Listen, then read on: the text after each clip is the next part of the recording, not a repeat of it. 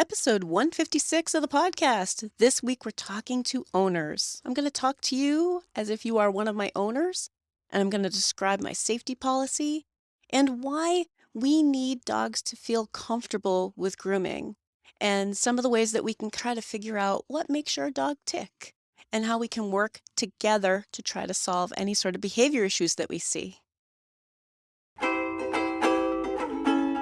You're listening to the Creating Great Grooming Dogs podcast. I'm Chrissy Neumeyer-Smith. I'm a certified professional groomer, a certified behavior consultant for canines, a grooming instructor at Whole Pet Grooming Academy, where I also teach my online program, Master Groomer Behavior Specialist, and I'm the owner of Happy Critters in Nashua, New Hampshire. And this, my friends and colleagues, is the podcast where grooming and training meet. I'm going to start here as if you are my new customer. And the way I approach new customers as a groomer. And first off is I explain a safety policy. So if you were my customer, this is something that you would sign. But let me just talk about the safety policy. This is an example. To provide the highest level of care for your pet, we have a safety policy. If at any time your pet gets nervous, anxious, scared, aggressive, or even overly silly, we will slow down and help your pet be comfortable and calm. It's very important to us that the pets in our care are kept safe and stress-free. We use sharp tools and need to prevent injuries. We will work with your pet to help them feel comfortable. This will build a great experience for successful groomings for your pet's lifetime. Your pet may not be groomed to perfection today. We will charge for the time that we spend working with your pet. Now, that's the first entry that I talk to my owners about. And the reason why I do that, even if I haven't met this dog before, even if there may be no behavior problems at all, to frame it out as this is about safety. Because I think, my dear owners, I think sometimes you think that we're just charging you for a dog being difficult or making our work harder. But really, this is safety. So often I get some discussion points from that. One of the things that people will ask about is, so what do you mean sharp tools? Can't you use safer tools? But the problem is that if it cuts hair, it's sharp. If it cuts hair, it's sharp. I mean, there's just no way around that. I know sometimes people think, well, what about clipper blades? Those are safe. You can nick a dog with a clipper blade. There are lots of little sensitive areas that can be nicked with a clipper blade. If a dog is really scared or nervous and they start trying to bite our tools, they can easily become injured by our tools. You can bite a brush. Imagine biting a brush and having like one of those metal tines in your gums or in your tongue. Biting shears has caused some pretty good injuries for dogs. Flailing around. So when we talk about safety, that really helps people understand that this is for their dog. We want to keep your dog safe. Now, I also talk about how we want your dog to feel comfortable. And owners will I kind of don't care if he feels comfortable. I just need this done. And I hear you. I understand where you're coming from. All right. Most of us as owners, I say us as owners because I have dogs too, unless we understand the grooming process, we're like, I just want to buy the haircut. I want to buy the haircut. Why can't I buy the haircut? And, like this other dog could, I'm supposed to get him to look like this, and this is the picture I want. And when I go to my hairstylist, I tell them the picture I want, and they try to match it to my head. And that's a goal. I mean, if a dog can handle that, and if their coat is similar enough, we can try to do that. But the difference is that you usually don't try to hit your hairstylist. You don't usually need to be strapped to the table, well, to the chair. You are not actively trying to prevent your hairstylist from doing stuff on you. So when we talk to owners, when we talk to you about your dog, I need you to understand that we're not selling haircuts. We're selling haircutting services. And that sometimes your dog isn't well prepared for those services today. There is a way to work on that. There's a way to build your dog's experience so that your dog can someday be very patient for the whole process and be able to let us do the kind of haircut that you would like, which is, of course, our goal, your goal, and a great goal for the dog. But it doesn't happen in one sitting. So it's not just about getting the haircut done today or that you're buying a haircut. which comes into another portion in the safety policy where people ask me, so I might have to pay for a haircut that isn't finished? Ah, and I hear you. I do. Now, I want you to think about if your haircut isn't finished because your dog can't handle that yet, your expert still gets paid. Like, it's not like we just are spending the same amount of time and just give up. We change our tactics to try to help this dog have a better experience. So, what I want you to think of instead is that we're investing time and energy into helping your dog be good for haircutting services for their lifetime. Now, when I say their lifetime, I'm usually thinking about 15 years. Right now, it is March of 2022. 15 years is 2037, right? This is a long time. You do not want to have this behavior problem for 15 years. So think back for a moment. I think that sometimes we don't know that we can teach dogs to be better for grooming. Or here's another thing that I hear sometimes. Owners are like, well, of course he doesn't like it. But that's not really true. So I have videos that I tend to show people of what a normal nail trim looks like. As one of my examples, if you go in for a walk-in nail trim, they're expecting like one person and takes about 2 minutes. That's what they're expecting, not two people, not a lot of equipment, not something that takes two people 20 minutes. You would understand as I word it that way, that of course the price reflects that. More effort, more price. So think about teaching a dog to be good for it can totally change your haircuts for the whole life of that dog. So when I talk to owners, I really want them to understand that this isn't being critical of their dog's behavior. This isn't a refusal to do services. This is getting you on the fast track to having a dog who can handle it. Having a dog who's going to trust that this is safe and feel like this isn't scary and be able to let us do the kind of things that we need to do. Because dog grooming is more than a haircut. It's about skincare. It's about healthcare. We're part of that healthcare team, even though we are not veterinary staff.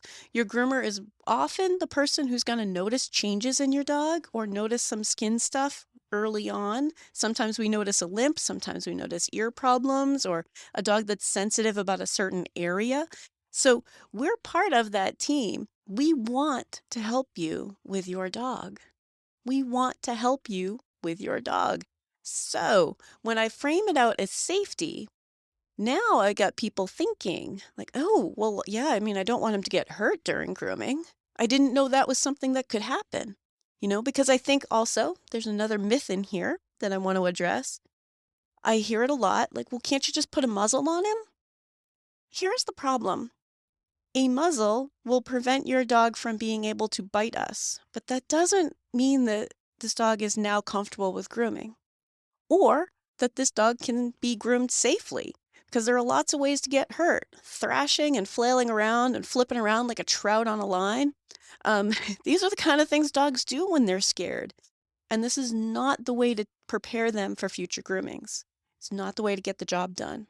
Right? It's a way for a dog to get hurt. They can injure their neck. They can injure their legs. They can kick a tool. They can impale themselves on a tool. Impale themselves. Yeah, scissors are sharp. Don't kick those. All right. So when I word it that way, I think we all kind of go, well, that seems kind of obvious. And I wasn't thinking about that. Like, how would I get that done on a dog who is really struggling to stay still, who is fighting me the whole time? A muzzle can prevent a dog from biting the groomer, but that is not the only way that dogs get hurt and people get hurt. And when we have a behavior problem, that's when dogs get hurt, people get hurt, equipment gets broken. Owners get really upset because if we don't have this discussion with you as an owner in the beginning, before your dog gets into the grooming setting, you're not prepared for the fact that we need to help keep your dog safe. So it would seem really irresponsible if your dog got hurt, even though your dog was doing all sorts of crazy stuff to get hurt. And I know, as an owner, you're thinking, well, not my dog. But a dog that is scared can be very unpredictable, or actually very predictable, because they can turn into dogs that are trying to just flail and get away, or dogs that are trying to fight to get you to go away. So in some ways, it's very predictable. But that's when behaviors become extreme in a way that you have not experienced at home. In the next part, I'm going to talk to you a little bit about some of the questions that I ask owners to help them kind of understand what their dog's behavior might be so that we can all be on the same page. If you're enjoying this podcast, please remember to subscribe so that you don't miss any episodes and tell all of your friends. I've already explained my safety policy to you. We've talked a little bit about safety, and now you're thinking, well, I don't know how my dog would be. Here are my questions for you as an owner. Now, question number 1, there are 4 of them. Question number 1, what does your dog do if he doesn't like something? You're probably trying to think of something your dog doesn't like. What does he do? We need to know what you would see your dog doing. And the reason why I word it that way, it's not just, I don't want to know just what he likes and doesn't like. I want to know what he does if he doesn't like something. Does he try to run away? Does he try to cower on the floor? Does he shake? Does he tremble? Does he try to bite you? Does he bark? Does he run around the house like crazy? Does he attack the vacuum cleaner? What does your dog do? Because that's very telling for us in the grooming setting.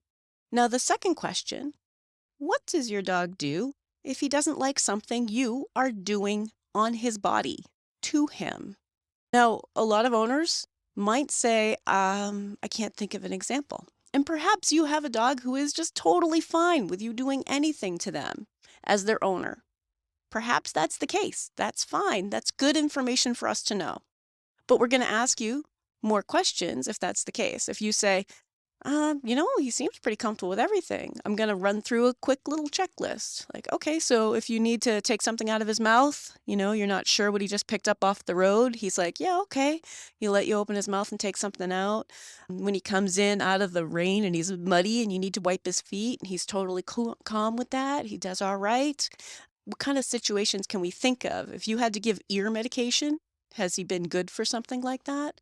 I want you to think about the kind of things that you do to your dog, on your dog's body, and what does your dog do if they don't like it? Now, that could be try to squirm away. That could be scream until you stop. That could be barking and growling and not letting you near them. But think about, what does your dog do? Now, question number 3. After that, what does your dog do if you don't stop? Now, here's another interesting piece. You as an owner, have you ever not stopped? Or do you stop when you see that behavior? And I'm not making a judgment call about whether you stop or not, just that we need to know.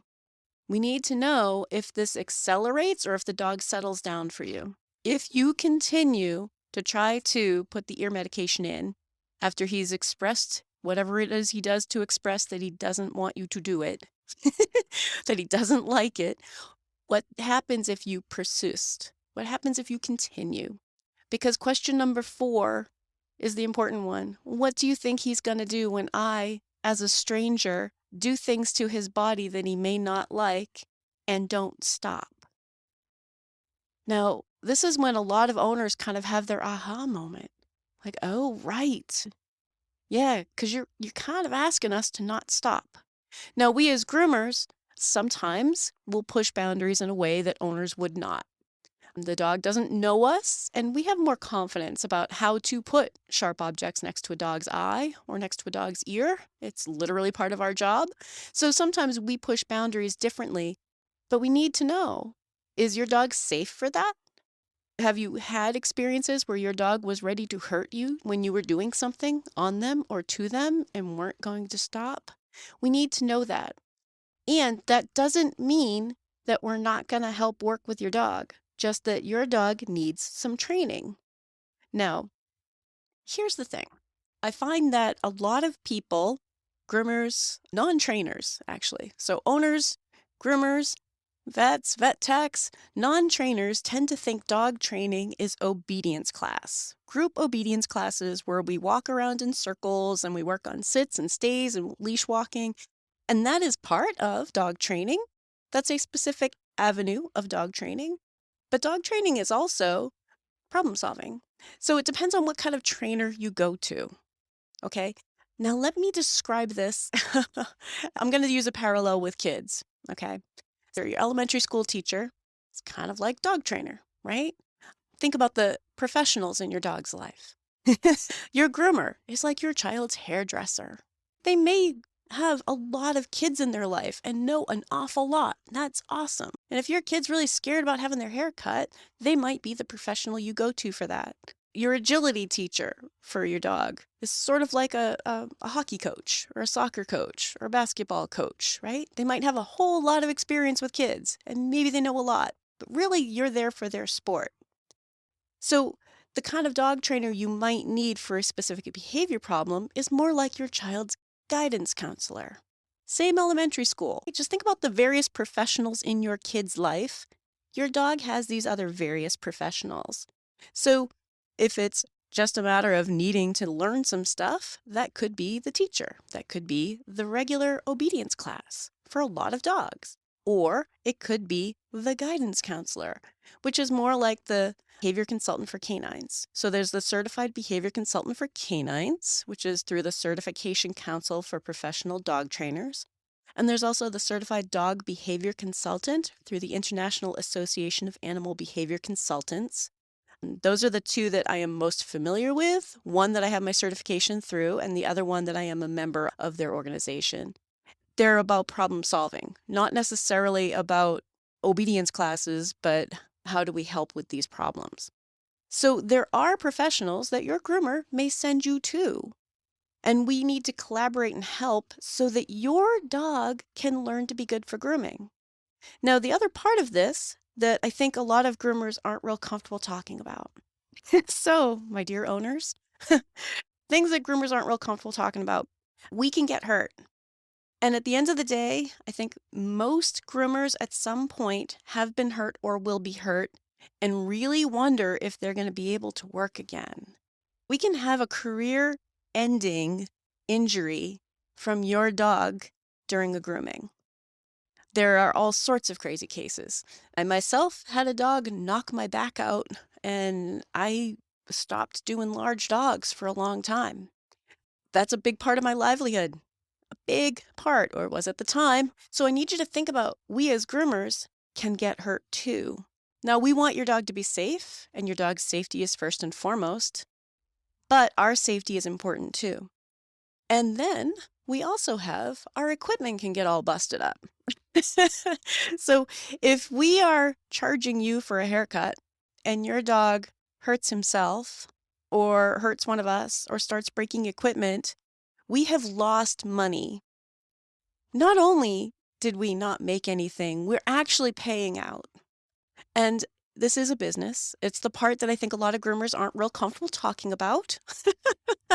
But if I accidentally injure your dog because of your dog's behavior, and maybe I misjudged it, and maybe I thought that everything was going to be fine, and I tried something and your dog got hurt, I'm paying your vet bill. Now you can say, well, you have business insurance. I do, but I have a $500 deductible on my business insurance. I have just paid money, didn't make any money, just paid money. If I have to miss work because I am injured, I have just lost money. A lot of money. It could be a day, it could be a week. And I've also made all of my other customers have to reschedule their appointments. Some customers are cool with that. Some customers get upset. Sometimes you lose customers if you move them around too much. So it's not just about if we put a muzzle on and get it done and selling a haircut. There's so much more intricacy to this. And then the equipment. If equipment gets broken, I do house calls. So my customers see my equipment. And when I tell them, I brought in a couple $1,000s worth of equipment, I'm like, each of these little blades, someplace between 25 and 35 or $40. And they look at me and go, what? How many do you have? Oh, I've got about a dozen with me. I've got more at home, but yeah, I bring about a dozen with me. My clippers are $350, $400, depends. If a dog kicks that out of my hand and flings it against a wall, now we have damage to the wall, damage to clippers. Do you see how, at the end of the day, groomers are trying to help you with the behavior problem so that we can successfully and safely work with your dog for their future.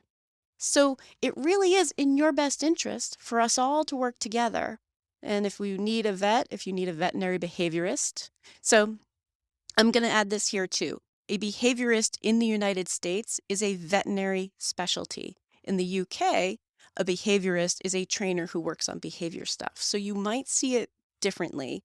A lot of groomers in the United States think that a behaviorist is a dog trainer, but that is a veterinary specialty. And frankly, if your dog is a little bit worried about being groomed, that probably does not require advanced veterinary degrees.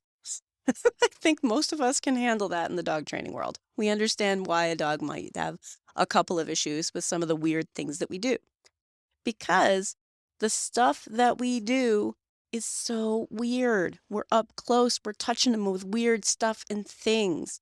So even just exploring why a dog might find it difficult, but knowing that there's a business reason, not just the safety reason. We need to help your dog be good for this because we want to groom your dog till 2037, right? We want your dog to be good just as much as you want your dog to be good. So if we can help them get past whatever fears, anxieties, stress, or even over silliness, right? Over silly might not hurt because of biting, but over silly is still being really wiggly around sharp tools.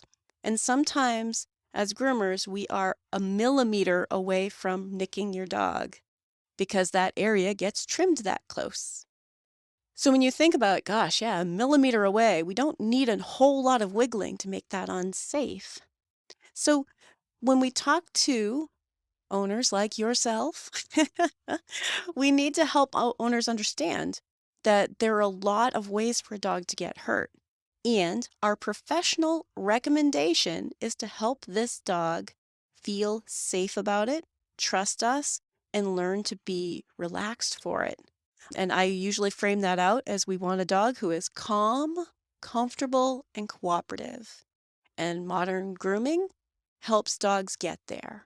And that's really important. And it's more important than the haircut at this moment because we can help them have haircuts for their whole life.